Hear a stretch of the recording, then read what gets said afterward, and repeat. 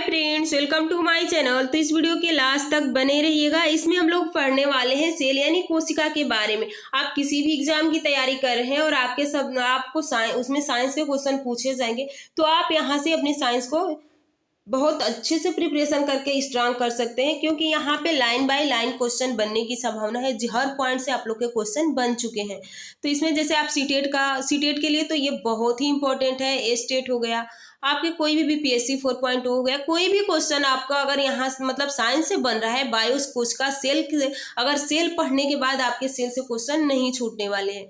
इसमें हम लोग देखेंगे कि कोशिकांग क्या होता है, सेल क्या होता है, इसकी खोज किसने किया। तो चलिए यहाँ पे देखिए, पहले कोशिका यानी इंग्लिश में इसको कहते हैं सेल।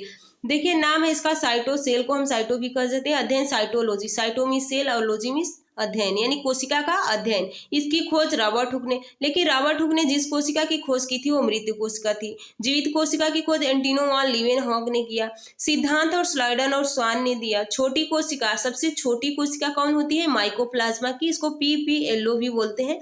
बड़ी कोशिका शुतुरमुर्ग के अंडे की होती है। मानव में छोटी यानी मानव में सबसे छोटी कोशिका पूछा जाए तो स्पर्म यानी शुक्राणु हो जाता है, जो नर में पाया जाता है। मानव में सबसे बड़ी कोशिका जो ओवम अंडाणु होता है, ये फीमेल में पाया जाता है। स्पर्म मेल में और ओवम फीमेल में पाया जाता है, निमादा में। मानव में लंबी होती है न्यूरॉन्स, यानी न्यूरॉन्स जो होता है सबसे लंबा होता है। न्यूरॉन में कोई विभाजन नहीं होता है। जन्म के बाद ये विभाजन समाप्त हो जाता है। 10% ग्लियल सेल पाई जाती है, उसमें ही थोड़ा विभाजन होता है। विभाजन रहित है तंत्रिका तंत्र, और विभाजन तेज होता है यकृत में। अगर किसी का यकृत खराब हो चुका है, थोड़ा सा भी उसका हिस्सा सही है, तो अपने आप को रिजनरेट करके सही कर लेगा। देखिए जिस तरह से कोशिका होती है, जिस तरह से एक ईंट होता है, जब ईंटों का ग्रुप बनता है तो एक दीवार बन जाता है। जब कई सारे दीवार मिलती हैं तो एक कमरा बन जाता है, और कई सारे कमरे मिलते हैं तो एक मकान बन जाता है। वैसे ही हमारी कोशिका है। कोशिकाओं के ग्रुप को टिश्यू कहते हैं, टिश्यू के ग्रुप को अंग कहते हैं, और जब कई सारे अंग मिल जाते हैं तो एक बॉडी का निर्माण हो जाता है। अब हम लोग देखने वाले हैं कि कोशिकांग क्या होते हैं। तो कोशिकांग में देखिए, कोशिका झिल्ली इसको बोलते हैं, या प्लाज्मा झिल्ली। देखिए इसमें हम लोग बस मतलब ये देखेंगे कि इसका कोशिकांग क्या है। इस पे एक बड़ी, जैसे कि क्लास 9th में भी आप लोग इसके बारे में, और 10th मतलब 11th में भी बारे, तो दोनों का मिक्स, जब मैं दोनों की बुक से तैयार कर ली हूँ, उसको आप लोग को एक वीडियो में मिलेगा। जैसे कि कोशिका झिल्ली, जिससे कि कोशिका झिल्ली से कोई भी क्वेश्चन आए तो आपके न छूटे, क्योंकि क्लास 9th के से भी मैंने लिया है बुक से, और क्लास 11 के बुक से भी मैंने लिया है। तो उस वीडियो को, इस वीडियो के बाद वो सारी वीडियो मिलेंगी। ऑलरेडी कोशिका भित्ति की तो मैंने वीडियो डाल दिया है, तो उसको आप लोग जरूर देख लीजिएगा।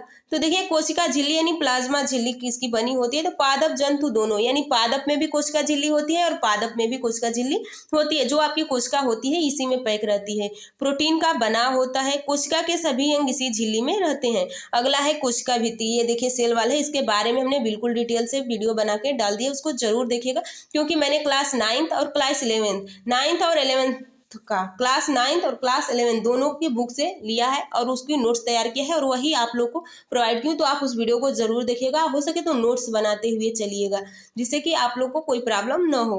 देखिए कोशिका भित्ति सेल वाले, यानी ये सेलुलोज की बनी होती है। ये ओनली प्लांट यानी केवल एक प्लांट में ही पाई जाती है। सेलुलोज का बना होता है, पादप को सुरक्षा प्रदान करता है। जो इसका बाहरी कवर मतलब कवर होता है वो सेल वाल होता है, और वो सेलुलोज का बना होता है, जो जंतु में नहीं होता है। अगला है सूत्रकारिका यानी माइटोकॉन्ड्रिया। माइटोकॉन्ड्रिया की खोज अल्टमैन ने किया। इसमें श्वसन होता है, कर्व से चक्र चलता है, 38 एटीपी मिलकर एक ग्लूकोज का निर्माण करती है। इसकी आंतरिक दीवारों को क्रिस्ट बोलते हैं। देखिए जितने भी कोशिकांग है, तो यहाँ पे बस आप लोग को मैं वही बता रही हूँ कि ये मिलते हैं। लेकिन अगर इसका बिल्कुल डिटेल क्लास, देखिए क्लास अगर 9th की बुक पढ़ेंगे तो इतना ही उसमें दिया हुआ है जो यहाँ पे आप लोग पढ़ रहे हैं। लेकिन जब क्लास 11th की बुक देखेंगे तो उस 11 वाली बुक में सारा चीज बहुत डिटेल से दिया है, और मैंने वहीं से नोट्स बनाया है, और वही आप लोग को प्रोवाइड करूंगी एक वीडियो में। केवल एक कोशिकांग के बारे में पढ़ेंगे, जैसे एक वीडियो गोल्जी बॉडी पे हो जाएगा, एक वीडियो माइटोकॉन्ड्रिया पे हो जाएगा। इस तरह से उस क्लासेस आपको मिलेंगी। अगला है यहाँ पे देखिए गोल्जी बॉडी, गोल्जी की खोज कैमिलो गोल्जी ने परिवहन का कार्य करती है। अगला है रसधानी या वैक्यूल्स, जल संग्रह, यानी पेड़ पौधों में ये बड़ी होती है, जंतु में छोटी होती है, क्योंकि ये पानी को एब्जॉर्ब करके अपने अंदर रख लेती है।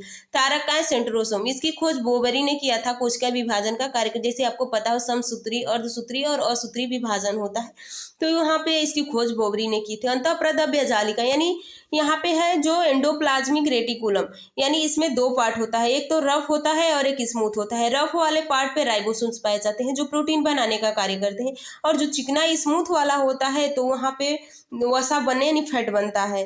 देखिए, आंतरिक कंकाल कहा जाता है कोशिका का, आंतरिक सहायता प्रदान करती है, वसा का निर्माण करती है और प्रोटीन का भी निर्माण करती है। देखिए, इतना ही नहीं है, इतना केवल 9th के बुक में दिया है। और अगर आप बड़ी लेवल की तैयारी, अगर केवल साइंसी बैकग्राउंड से आपका साइंस है, जैसे आप टीजीटी हो गया तो उसमें अगर साइंस है तो उसके लिए आप अगर प्रिपरेशन कर रहे हैं, तो आप अगर सीटेट के लिए और स्टेट के लिए कर रहे हैं तो ये क्लासेस सफिशिएंट है। लेकिन आप टीजीटी के लिए कर रहे हैं या केवल आप साइंस के टीचर बनना चाह रहे हैं, या वहाँ पे जहाँ पे साइंस के क्वेश्चन ज़्यादा पूछे जाते हैं, तो उसके लिए आप लोग उन वीडियो को जरूर देखिएगा, क्योंकि उन वीडियो में बिल्कुल डिटेल से, वो वीडियो खुद सिंगल होगा, मतलब कई मिनट का हो सकता है, क्योंकि उसमें हम लोग क्लास 11th और 9th के दोनों की बुक है, तो मतलब निचोड़ है तो वो तो बड़ा होगा ही।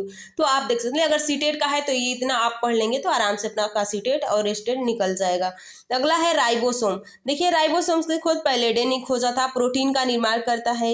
ये सेडिमेंटेशन होता है 70S और 80S का। आपको पता, आप सुने भी होंगे कि प्रोकैरियोटिक और यूकैरियोटिक दो होता है। तो जो प्रोकैरियोटिक होता है उसमें 70S का होता है, जो यूकैरियोटिक होता है उसमें 80S का राइबोसोम्स होता है।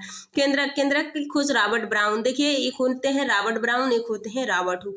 तो कोशिका की खोज रॉबर्ट हुक, लेकिन केंद्रक की खोज रॉबर्ट ब्राउन। किसी भी बीज का जो किसी भी फल का बीज कैसा होता है, ब्राउन होता है, तो उसी से पकड़िएगा। इस केंद्रक में क्रोमोसोम्स होता है, उसके बाद डीएनए आरएनए होता है। प्रोटीन 80% होता है, डीएनए 10% होता है और 10% अन्य पदार्थ होते हैं। ब्रेन ऑफ सेल, इसको कोशिका का दिमाग भी कहा जाता है। अगला है लाइसोसोम। लाइसोसोम में देखिए, लाइसोसोम की खोज डी डुबे ने किया था। इसमें जल अपघट्य एंजाइम भरा होता है, यानी हाइड्रोलेटिक एंजाइम भी भरा होता है। कोशिका का पाचन करता है। सुसाइड बैग यानी आत्महत्या की थैली, एटम बम कहा जाता है। आरबीसी में लाइसोसोम नहीं होता है, यह स्प्लीन प्लीहा तिल्ली में जाता है। अगला है जीव द्रव्य यानी प्रोटोप्लाज्म।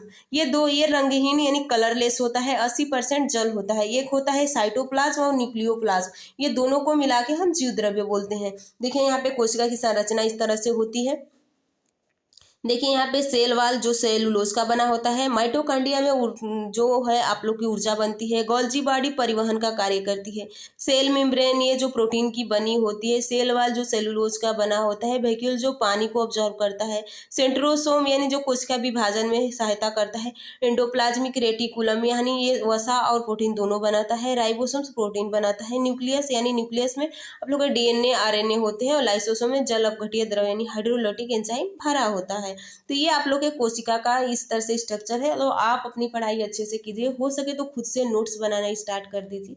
तो चलिए, हम लोग नेक्स्ट वीडियो में मिलेंगे, और इसके आगे वाला पार्ट जो जैसे होता है सीलिया फ्लैजिला क्या होता है, लवक क्या है, कैरोटीन यानी ये सब इसके बारे में हम लोग पढ़ने हैं। सेल, कोशिका के सेल में यानी पादप के सेल में और जंतु के सेल में क्या अंतर है, तो इसको हम लोग अगले वीडियो में देखेंगे। तो आप लोग चैनल को सब्सक्राइब और वीडियो को लाइक कीजिएगा। चलिए, कमेंट करके ज़रूर बताइएगा कि आप लोग को वीडियो कैसी लगी।